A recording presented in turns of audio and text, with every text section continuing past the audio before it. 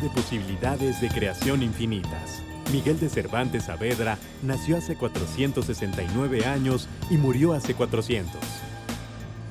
Fue autor de novelas como La Galatea y los trabajos de Persiles y Sigismunda, aunque es mundialmente conocido por el ingenioso hidalgo Don Quijote de la Mancha, que algunos críticos consideran la primera novela moderna y una de las más grandes obras de la literatura universal.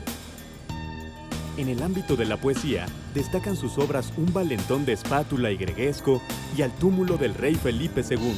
Escribió Viaje del Parnaso, un poema narrativo extenso que es una adaptación del Viaggio di Parnaso de Perugino. El teatro, aunque menos conocido, fue otro de los géneros que Cervantes cultivó con gran empeño.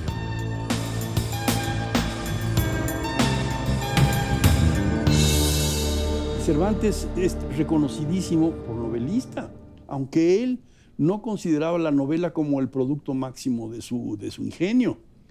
Fíjate lo que es la vida. Él consideraba que el teatro y la poesía era lo que él manejaba muy bien. La novela pues, escribió El Quijote y tuvo muchísimo éxito, y luego la segunda parte. Pero en fin, es un genio. El Quijote es una obra universal, total. Digo, no puedo decir más de lo que se ha dicho.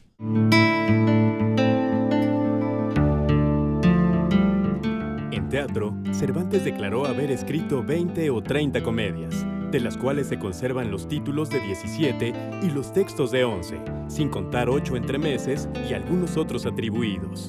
Sin embargo, su éxito fue efímero ante la propuesta dramática, audaz y moderna de Lope de Vega.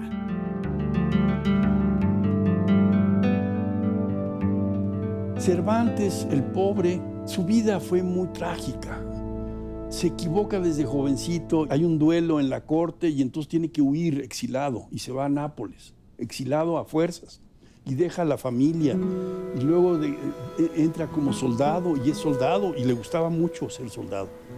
Eso sí es un hecho real. Cervantes lo escribe y dice: yo, entre la pluma y la espada, yo hubiera preferido la espada, pero no se me dio tampoco porque lo hieren y pierde la movilidad de un brazo. Lo encierran en la cárcel 5 años en Argel. Imagínate, 5 años estar en Argel, caray, en el mundo de los moros. Y luego regresa a España y nunca consigue un mecenas correcto. Y entonces está luchando por sobrevivir y solicita permiso para venir al Nuevo Mundo y no se lo dan. Y no consigue el mecenas y les dedica a las cosas. Y tiene a un enemigo que se llama Lope de Vega, que lo odia. Primero eran amigos y luego se odian a muerte. Creo que era un tipo que era incómodo, que hablaba sobre la iglesia, que hablaba sobre las maneras de hacer teatro de su época, que hablaba sobre su contexto social político, que participó de una guerra, que perdió una mano. O sea, creo que era un tipo muy interesante y su teatro está lejos de ser solo estético y de ser bonito y responder a las necesidades ni del clero ni de la política, al contrario. Creo que fue un artista incómodo de su época y porque tenía una necesidad vital de decir cosas más que de quedar bien. En España era el oscurantismo total. Felipe II era un obsesivo compulsivo del catolicismo, que se gastó toda la fortuna del reino que le mandábamos nosotros del Nuevo México, del Nuevo Mundo, para hacer su armada invencible, que tronó por completo queriendo invadir Inglaterra para matar a la reina Isabel, y se destruyó toda la armada invencible. Entonces, toda esa inversión que hizo Felipe II se fue al fondo del mar. Y entonces había la Gran Inquisición, por ejemplo, ¿no? Una Inquisición que, bueno, Cervantes la trata de maravilla en su obra, en El Quijote, porque cuando libera el Quijote a los galeotes, ¿no?, que eran los prisioneros del rey que iban a remar en las galeras del rey, cuando lo hace, Sancho Panza se pone preocupadísimo y dice: señor, lo que hemos hecho, si nos agarra la Santa Hermandad, nos pone hasta como camotes. Y entonces se esconden en la Sierra Morena. Y Don Quijote le dice: bueno, conste que no me escondo por miedo, eso que quede claro, Sancho, ya te dije que no es por miedo que me escondo, sino porque yo estaría capaz de enfrentar a la Santa Hermandad y a las no sé qué, y empieza a despotricar. Pero en el fondo Sancho Panza tenía razón, había que esconderse de la Santa Hermandad. La Inquisición fue un tema terrible en España, pero Cervantes, con todo ese ámbito negativo, bueno, pues resultó ser un personaje que escribe la mejor novela que se ha escrito en español, yo creo, ¿no? por siglos y siglos. Sigue vigente, sigue produciéndose, sigue publicándose, está traducida en todos los idiomas que te puedas imaginar.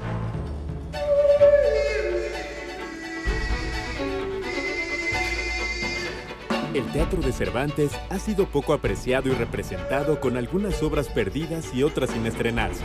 De las que sí han recibido justicia con su representación, tenemos El cerco de Numancia, una imitación consciente de las tragedias clásicas. Numancia será Roma, solamente convencer la soberbia de esta gente. Es sin duda la tragedia del Renacimiento más importante de la historia. Y es Cervantes, es nuestro autor, es nuestro poeta, es nuestra lengua, es nuestro teatro. Y sin embargo, no lo apreciamos. Es decir, nadie duda del valor de la obra cervantina, pero nos vamos fundamentalmente a su narrativa, nos vamos fundamentalmente, desde luego, al Quijote y también a sus novelas ejemplares, que son maravillosas. La Numancia de Cervantes es una obra de una actualidad asombrosa y escalofriante. Y Cervantes vuelve al momento en que Roma cerca a un pueblo castellano. Las paradojas en Cervantes son claves, el gran poeta de la ironía. La actitud de los numantinos se ha convertido en una épica universal. España produce para la modernidad teatral universal la más acabada, consolidada construcción del personaje colectivo. Todos lo sabemos cuando citamos a Lope de Vega y hablamos de Fuenteovejuna.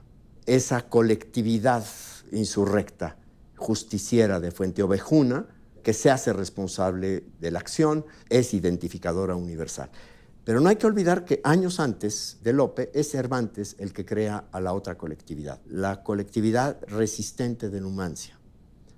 Aquellos que prefieren la muerte a perder la dignidad. Y la defensa de la dignidad que les cuesta la destrucción y la muerte es su triunfo. Y el triunfo del imperialista romano cercador es su derrota. No voy a hablar del todo de qué va la historia, pero es un personaje fuerte. Como Numancia es algo fuerte, es una tragedia muy profunda y muy pertinente estos días en nuestro país y en cualquier país. Como un buen clásico habla universalmente. El cerco de Numancia es una tragedia renacentista escrita hacia 1585, inspirada en la derrota de Numancia durante las guerras celtíberas a manos del poder romano en el siglo II a.C. La obra plasma la lucha por el poder, valores y antivalores que provocan emociones encrespadas, exacerbadas, tan humanas como primarias, tan primarias como vigentes. Para conmemorar los 400 años de la muerte de Cervantes, la Compañía Nacional de Teatro realizó una majestuosa e inolvidable puesta en escena en el Auditorio del Estado de Guanajuato.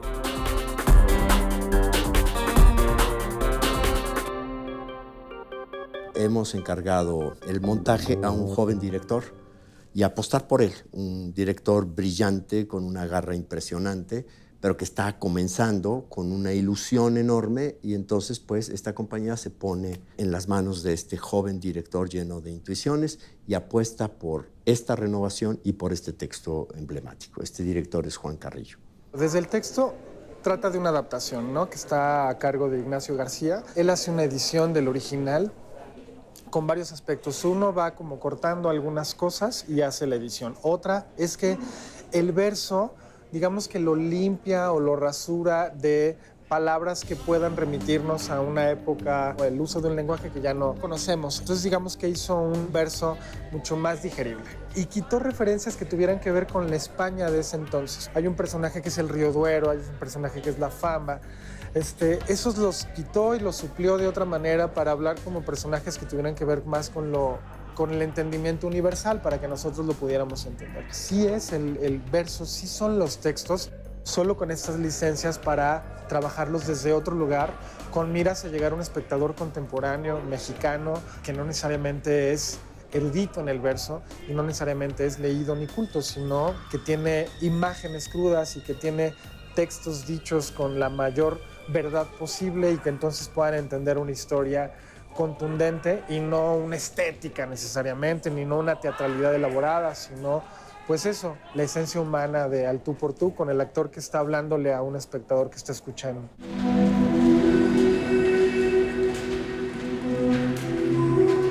La noche del estreno del Cerco de Numancia es la noche en que las ideas y los esfuerzos se ven compensados. Un recorrido difícil, una llegada fastuosa, espectacular, a la altura de la Compañía Nacional de Teatro y de Miguel de Cervantes Saavedra.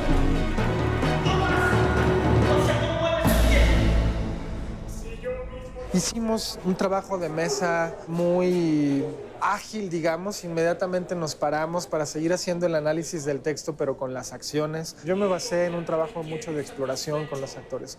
Varias de las escenas que ya quedan fue por un trabajo que surgió con ellos de exploración, que se fue guiando, que fuimos probando una cosa y otra. Yo trabajé mucho como en prueba y error. En la Numancia hago Numantino 1. Bueno, ya me dieron también el cadáver, sí es cierto. Lo que pasa es que va cambiando. Juan Carrillo es un director muy interesante, que va explorando, va haciendo mucho taller. Entonces, casi no está todo fijo, ¿no? Prácticamente nada. Entonces, él va jugando, explorando, moviendo. En ese sentido hubo mucho diálogo con los actores y con los creadores o conmigo, mucha escucha en términos de las opiniones, de es que a mí me pasa tal, es que mi postura política es tal, es que este texto me resuena tal. Me parece que era muy rico, pero era también bastante desgastante, porque escuchar el sentir de tanta gente, ¿no? En un punto fue muy, muy complejo, ¿no? Y complejo como la comunicación humana. Entonces todavía hasta el día de hoy pues seguimos en esa relación de es que aquí tengo una duda y claro, de pronto a mí me dan ganas de decir hazlo y ya no preguntes nada, ¿no? Pero como justo el proceso fue ese, puede ser bastante desgastante si uno no entrena la escucha, ¿no? Y de ambas partes. Yo aprendí mucho, yo se los dije desde el primer día, yo vengo aquí a aprender y yo vengo aquí a plantear una postura y hacer una invitación y encontrar algo en conjunto. Pero no, aprendí mucho de los actores más grandes, aprendí de su visión, aprendí de su disponibilidad para escucharme y entendernos, del trabajo con los demás creativos, de la energía que se necesita para estar conteniendo a 27 personas, más toda la gente que está atrás, que son otras 20 y tantas. Entonces, en ese sentido, me parece que el aprendizaje fue más mío que el que yo pude. Digo, yo ofrecí una estética y un montaje, pero creo que el que aprendió algo fui yo.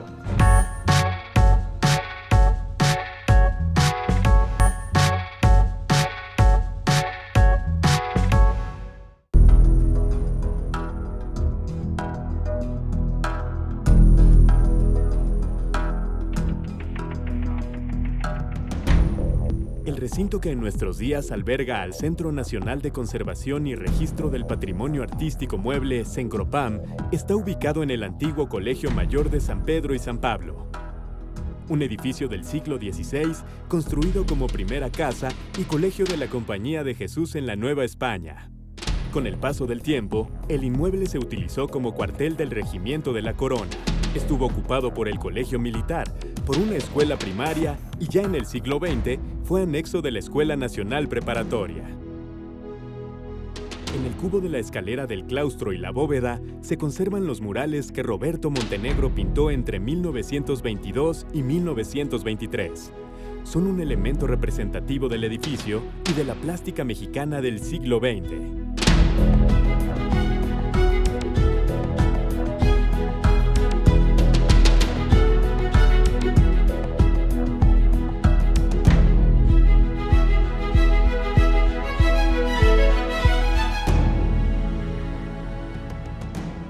La actividad sustantiva del Cencropam es la de realizar el registro, dictámenes y restauración de las obras que conforman el patrimonio artístico del Instituto Nacional de Bellas Artes, además de dar seguimiento a su adecuado manejo y conservación. En el Sistema General de Registro de Obra Patrimonio Artístico Mueble tenemos 64.203 piezas registradas a la fecha, y digo contando porque esta es una labor que se hace día a día a través del Departamento de Registro y Control de Movimiento de Obra. Aquí es donde llevamos el control de las entradas, las salidas y le damos el número que va a identificar a las piezas cuando éstas entran a formar parte del acervo del Instituto Nacional de Bellas Artes. Una de las áreas importantes del Cencropam es la subdirección técnica. Esta área tiene a su cargo los talleres de restauración. Son 6 talleres de restauración. El taller de textiles, artes aplicadas, es un grupo de personas que trabajan distintos tipos de material. Ahí normalmente llegan obras que no caben textualmente en los demás talleres. Normalmente trabajan técnicas mixtas o materiales muy novedosos, plásticos, cosas de arte contemporáneo que no son tradicionales, entonces caen ahí a ese taller. Trabajan también toda la parte de arte popular, juguetes, fibras naturales, una cantidad de cosas que normalmente no se trabajan en los demás talleres. Tenemos, por ejemplo, el taller de pintura de caballete, donde pasan por aquí la mayoría de las piezas que salen a exposiciones nacionales e internacionales, y es una labor diaria, y aquí hemos tenido grandes resultados. Uno de ellos es el descubrimiento de una doble obra en una pieza de Diego Rivera, que es Paisaje Zapatista, que es una obra cubista. En el reverso tiene otra obra que se titula La Mujer del Pozo, y esta pieza se resguarda en el Museo Nacional de Arte. Caballete es un taller grande, digamos, de los más grandes de Cencropam, con alta producción. Ahí llegan las piezas que son óleo sobre tela, que son como cosas de técnicas más tradicionales.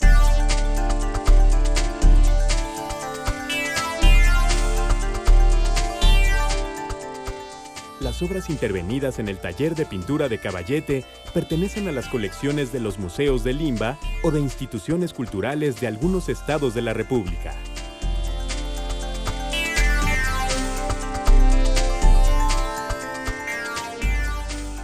En el taller de papel se restauran todas las obras cuyo soporte es papel, grabados, serigrafías, litografías, aguafuertes, aguatintas, por ejemplo, grabados de Toledo, grabados de Anguiano, y obras maravillosas que resguarda el Museo Nacional de la Estampa, como piezas de José Guadalupe Posada. Diversas técnicas pictóricas sobre papel, cartón, tintas aguadas, tienen lápices, acuarelas, gouache, o sea, son muchas técnicas que están sobre papel. Casi todo proviene de los recintos de Limba, del Museo Nacional de la Estampa, por supuesto, trabajamos obra, de las bodegas nuestras también trabajamos obra, los archivos que se donan al instituto también pasan a restauración al taller de papel. Otro de los talleres del Cencropam es el taller de maderas, donde se trabajan los marcos de las obras que se van a exhibir en las diferentes exposiciones. Se le coloca hoja de oro a los marcos cuando así lo requiere la pieza. El laboratorio surgió como una parte que hacía falta dentro del Cencropam, ¿no? Bueno, muchos de los restauradores, obviamente dentro de su carrera, llevan a cabo lo que es un poquito de biodeterioro, pero aquí en Cencropam no había este rubro o esta área. Así es que empezó como un anexo del taller de maderas, principalmente porque tenían muchos problemas sobre carcoma, lictus o termita, que son 3 de las especies que atacan más a la madera, especialmente por los orificios que van dejando y también las excretas que están dejando ellos. Utilizamos lo que es, principalmente para lo que es el ataque de los insectos xilófagos, la anoxia, que es como que lo que tenemos como principal recurso, ya que es un método el cual no le provoca ningún daño a las obras. El taller de escultura tiene la capacidad, las personas que trabajan ahí, de abordar problemas de gran escala.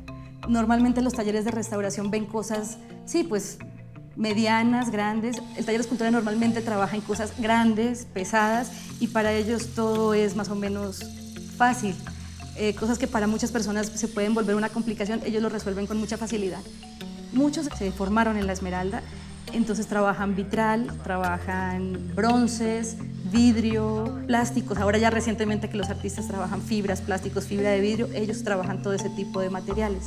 Otro de los talleres es el taller de empaque y el taller de embalaje. Nosotros tenemos también como tarea el embalaje de las piezas que salen a las exposiciones Y después de que las piezas entraron al taller que le correspondía, si bien es un óleo que va al taller de caballete, o si es una escultura que estuvo en el taller que le corresponde, o si son grabados, las piezas se trasladan al taller de empaque, donde se le hace una primera envoltura y una primera protección para conservar la obra durante su viaje. Después se traslada al taller de embalaje, donde previamente se hizo una caja especial a la medida de la obra y ahí embona de manera exacta la pieza, porque se hace un embalaje con diferentes materiales que lo que nosotros queremos es proteger las obras y que lleguen en buen estado al destino que les corresponde. En el Cencropam tenemos la mayoría de personas, son gente de mucha experiencia que se ha hecho en el Cencropam.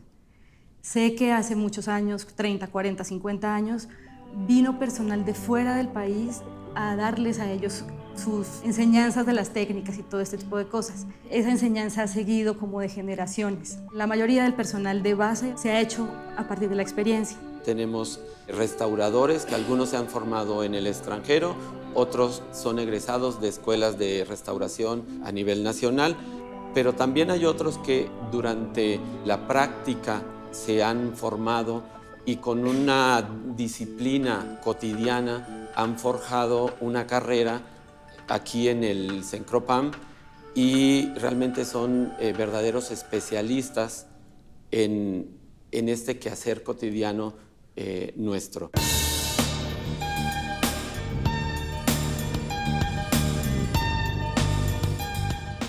El taller de pintura mural del Cencropam trabaja con un equipo multidisciplinario y la Dirección de Arquitectura del INBA para elaborar dictámenes técnicos, presupuestos y proyectos para la conservación y restauración de murales tanto de carácter público como privado.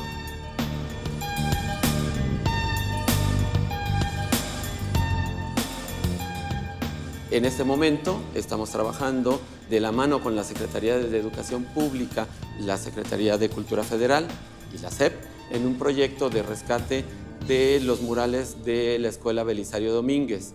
Tenemos aquí trabajos de Carlos Mérida que son unos motivos decorativos con temas infantiles, con temas florales, realizados entre 1922 y 1923. También se están haciendo calas para ver si es posible rescatar un mural de Emilio García Amero, también realizado entre 1922 y 1923, que después fue cubierto por otro mural realizado por unos alumnos.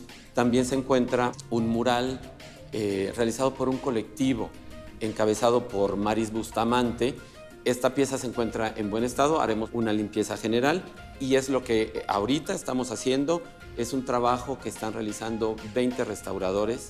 La Escuela Belisario Domínguez es un proyecto interesante, es un proyecto grande. Digamos, la escuela no es muy grande, pero tiene muchos murales. Ese recinto hizo parte de la Escuela de la Esmeralda. Entonces tuvo como una superposición de obra mural en varias etapas. Entonces ahora lo que estamos intentando hacer es ver la posibilidad de rescatar los murales primigenios, que son autoría de Carlos Mérida. Ya tenemos una parte avanzada y los demás murales sí son murales más recientes y ya debajo no hay nada porque el artista probablemente hizo el retiro del aplanado anterior, hizo un aplanado nuevo, entonces en eso estamos ahorita. Pero básicamente el proyecto inició por los murales de Carlos Mérida que estaban ocultos y ya estamos trabajando. Uno de los proyectos que se llevan a cabo en este recinto es de los trabajos murales. Hablamos del 22 y el 1922-1923. Es un trabajo que Vasconcelos le encarga a Montenegro. Es un mural que habla de una fiesta que se celebra aquí en nuestro país cada 3 de mayo y así se titula La Fiesta de la Santa Cruz y se encuentra en buen estado y es un mural que llama mucho la atención por la temática que contiene y es el motivo de solicitudes diversas para visitar este recinto. La importancia del Cencropam es que su función primordial es la conservación.